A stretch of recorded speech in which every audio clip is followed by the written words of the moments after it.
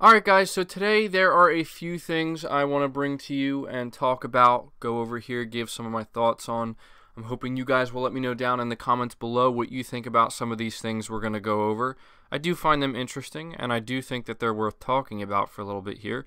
And the first thing we're going to talk about is in regards to Days Gone and apparently how Sony is intending to make this their next franchise. I would say big franchise because I think it's kind of clear that Days Gone lies within the AAA type of game, at least based off of what we've seen so far. So it says here that Sony's developed a great knack lately for creating and establishing new properties and then turning them into recognizable franchises. Up next for that treatment is Ben Studios' Days Gone, a game that is looking to deliver something memorable on multiple fronts in terms of both gameplay and narrative. And if it turns out to be successful and turns out to be something that people want more of, Sony definitely intends for it to become a property they can cultivate as well. Speaking to Average Caucasian Shark at a demo event, a member of Sony's PR team said that Days Gone is something the publisher is hoping that can be turned into a franchise. Franchise, they said when asked about whether Days Gone is a one-off title or something that has the potential to turn into a franchise. The goal is always to make a game that people love and want more of.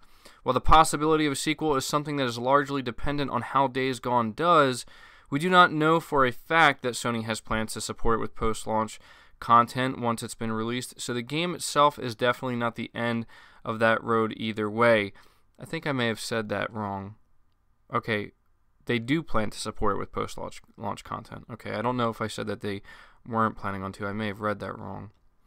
Anyway, continuing on here, it says, in related news, recently we found out that Days Gone will take roughly 30 hours to finish, and also got to learn about its map and its size, and then it links a couple of things here, so I will leave this link down below if you're interested in checking that out. So I have to say that I do find this pretty interesting and something that I can definitely get behind because, you know, when it comes to new IP, I don't think there's anybody who looks at a new IP and says, hey, I really hope this fails or doesn't become something that can turn into a franchise per se, because what they say here is true. When people love something, most of the time they want more of it and as much of it as they can get. Sometimes with some franchises things can become a little oversaturated, and then some franchises tend to last maybe longer than they should. I'm sure there's a few that are popping into your head right now. But Days Gone, even though it's not the most original idea, I don't think that matters. I think Days Gone has the potential, based off of what we've seen about it so far, and I have talked about this before, it has the potential to be maybe the next big game for Sony, because it just looks like it's trying to continue the path that has worked for Sony and its developers so far. Not every single one, but most of them, where it's a single-player, narrative-driven game where the gameplay has to offer something that feels great to play, something that doesn't necessarily have to be the most innovative thing in the world, but maybe the most refined, right? Something that's very refined, something that handles great, where it's just a pleasure to play, but most importantly, where the story and the characters and the world and everything else surrounding that narrative is something that stands out, something that people will be talking about long after the game launches. I think that that's going to be the most important thing for a game like Days Gone to have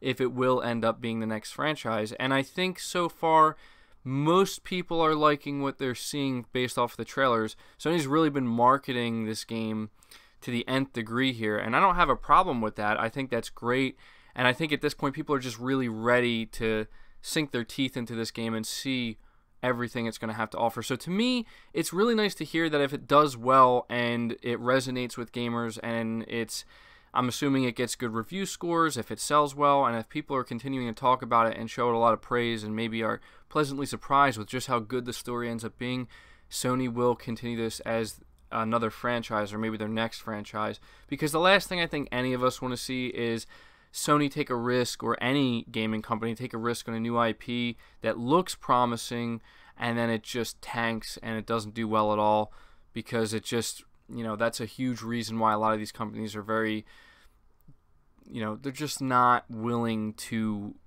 take the risk a lot of times in letting a studio develop and create a new IP, but Sony's been very good with that so far. So hopefully they want this to be the next Horizon Zero Dawn. I don't know if it'll live up to that per se, but if it can get anywhere close, I think a lot of people would be happy with that. So moving on from that, we're going to talk a little bit about Death Stranding. And it says, the title here reads, Death Stranding is, quote, unlike anything I have seen anyone else do. So we're going to read a little bit here, and it says, from Guerrilla Games and to Remedy Sam Lake to Joe Penna and Jordan Vo Roberts, multiple people in and out of the industry have been lucky enough to get their eyes and hands on Hideo Kojima's upcoming Death Stranding, and they've all had nothing but positive things to say. Now we can add another name to that list, Ian Cook, a popular Scottish band. I can't even pronounce that. I'm not even going to try to pronounce that, but apparently he's from a Scottish band. Says recently while speaking with Consolvania, Cook talked about his trip to Kojima Productions studio in Tokyo, where he got to see some of their work on Death Stranding, which he says is unlike anything I've seen anyone else do. I was in Tokyo with the band, and we went to his studio, and he showed us around as well as showing us some work in progress on his new game, Death Stranding, said Cook. He came to the show, and we went for some sushi afterwards. I thought I was going to be starstruck, but he's very cool and easy to talk to once you get used to talking through an interpreter, that is. His office is so cool. It's all classic horror memorabilia and Godzilla.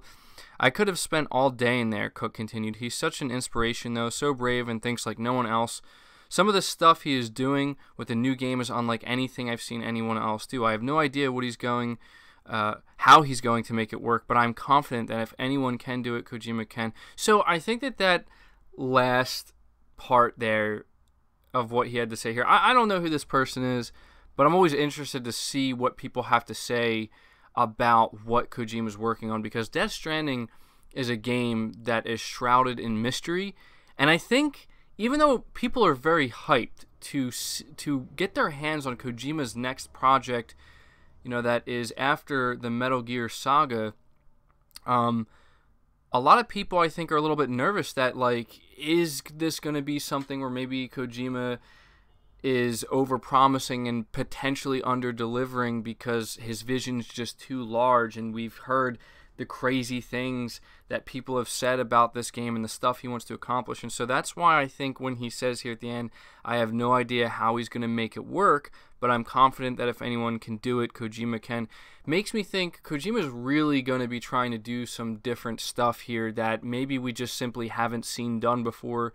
We know that, well, I think Kojima knows, but we know as well that there are huge expectations surrounding his next project.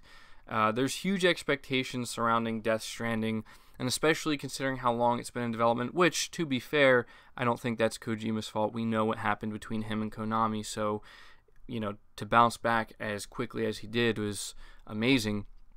But people are definitely eager to see more about Death Stranding, and, this does just add to more people who have seen the game who are saying that it's on another level, it's completely different, it's out there, and that apparently now he's not, this individual's not sure how he's going to make it work. It really makes me wonder what exactly he's talking about.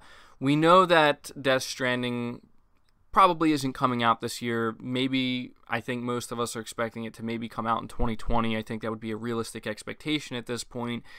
And Kojima has come out and said that they're not in the final, polishing stages of the game yet. They haven't reached that point, but instead he's kind of piecing everything together, kind of like a puzzle, and connecting the sections.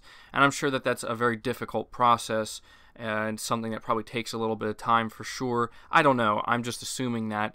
But I'm so interested in this game. The Metal Gear Solid series is one of my favorite of all time, and I'm just really curious to see what Death Stranding is going to be, how similar or how different it's going to be from the Metal Gear Solid series. But knowing it's coming from Kojima, knowing he has free reign to do whatever he wants, it's extremely interesting. And I'm just always very interested to see what people have to say after they've seen this. So I don't know the name of this band here. I never heard of them. Maybe you can check out this article. I will link this one down below as well. You can check it out for yourself, and maybe you'll be familiar with the band. But moving on from that, this is the final thing I want to talk about because I do think it's pretty significant. And this comes via Game Informer. It says that all Drive Club content will be delisted from PSN in August. So it says, when Driveclub released in 2014, a lot of fans took quite a liking to the game's mix of arcade and sim elements for a kind of hybrid experience. It didn't really show in sales, however, and Sony ended up closing down the developer Evolution. Now Sony has announced that all Driveclub content currently on PlayStation Network will be delisted by the end of August, and the servers will be shutting down. Revealed on their decommissioned game servers page, Sony explains that single-player content will still work, but things like online multiplayer challenges or the actual drive clubs will not be available after the August date. At the bottom, Sony also says all content that's currently being sold on PSN for the game, which includes the game itself, bikes, DLC, Season Pass, and standalone PSVR game, will also be removed from sale. If you own them already, you can keep them, but no one new will be able to buy them.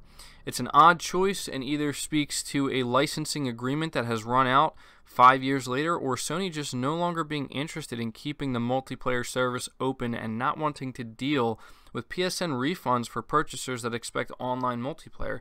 Regardless, if you like Driveclub or wanted to try out the VR game but never got around to getting everything you want, you only have a few more months left on the calendar. So I think this is extremely interesting, and really the first thing that comes to my head is that this is why we don't want a digital-only future, and especially a cloud-only future. And this is why I think that there will always be enough gamers, or just enough people in general, who will not allow this to ever happen. And I don't think it will, at least not anytime remotely soon. I just don't see it ever happening.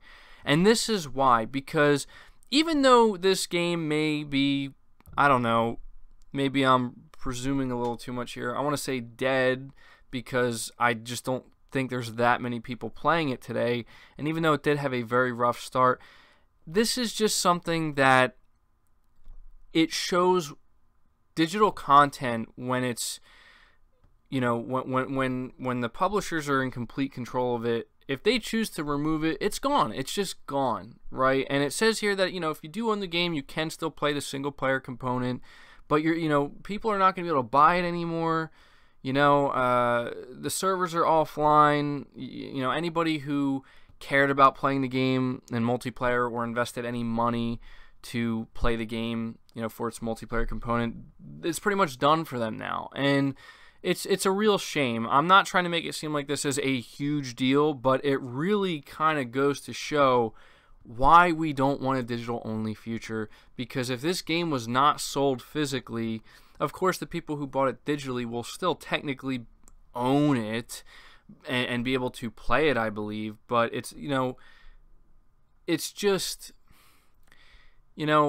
regardless of the reasons why Sony is doing this, regardless of how justifiable they may be, this is why we always need to have physical media as an option, and we can't fully let the day come where the idea of a cloud gaming future, like the future that Google envisions, where this is how people access their games. If it was a cloud-only future, in this case, I just don't, you wouldn't be able to ever play the game again. This has happened to other games.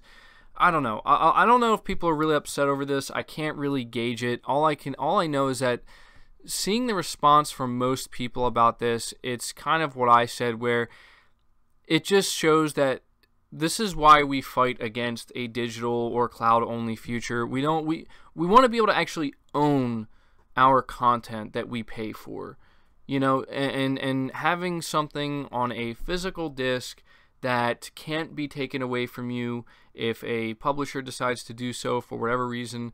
There's something to be said about that, and there's a reason for us to kind of fight against this. And it's just a real shame here. I mean, it seems really abrupt and really soon for Sony to be doing this.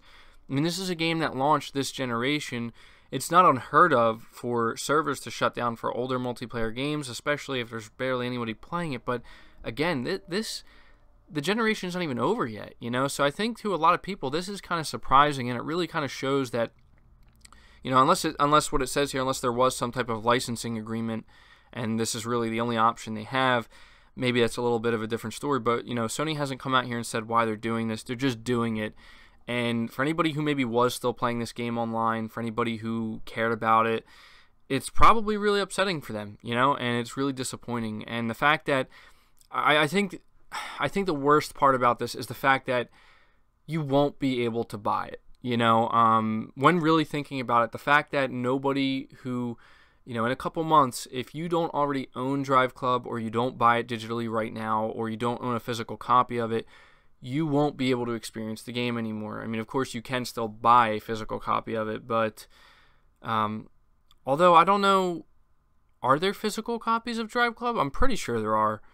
I'm not too familiar with it. I'm pretty sure there are physical copies of Driveclub, but yeah, it's just it's a real shame to see that this is happening, and we can only hope that, yeah, there are physical copies of Driveclub. I just looked it up real quick.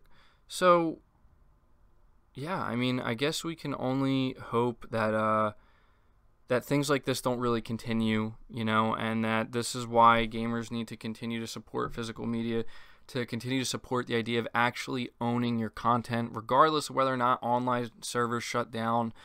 You know, it's a shame that, you know, your DLC content that's, you know, any you buy that's oriented towards multiplayer won't be usable anymore. It's, you know, that definitely sucks. But yeah, I thought this was just important to talk about. It's a shame to see this happening. I'm going to end the video here, though, because I really am starting to ramble, but I'm going to be really interested to see what you guys have to say about this stuff, especially about this Driveclub thing. You know, let me know what you think about this. I'm going to be interested to read your comments down below. That does it for the video, guys. Leave it a like if you enjoyed it, or if you found it informative at all. Be sure to subscribe to the channel if you're new. Be sure to hit the bell notification icon as well, and feel free to share the video out on top of all that. It all helps tremendously. But until next time, guys, take care.